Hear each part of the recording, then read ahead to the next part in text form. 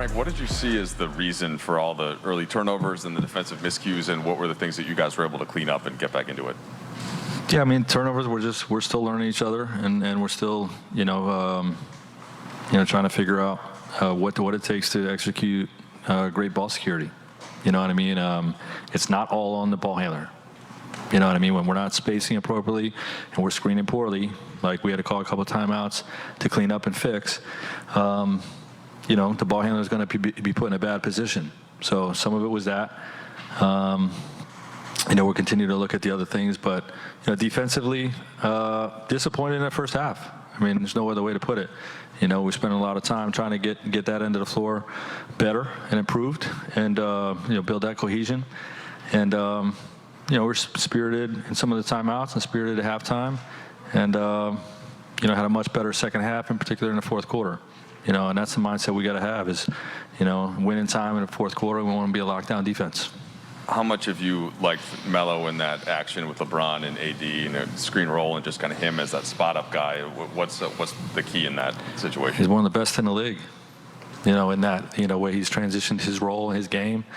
I mean, he's a professional scorer throughout his career, and he's, to his credit, has really made a transition to be an elite catch-and-shoot guy, that has good size, that can shoot with a hand in his face, and 6 for 8 from the three.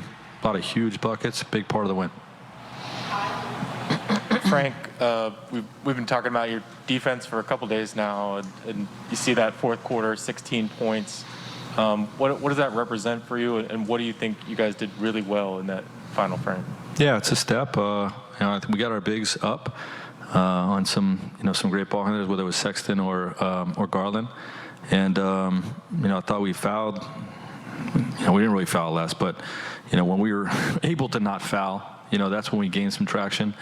But I've been winding our guys up to protect the damn rim way better than we're doing, and was very disappointed in the first half.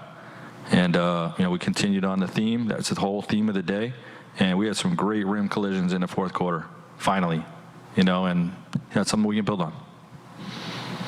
Right, there was a lot of basketball after this sequence I want to ask you about, but towards the end of the first half, LeBron and Russ had consecutive plays, I think, where Russ is pushing it and finds LeBron, and they're both going breakneck speed.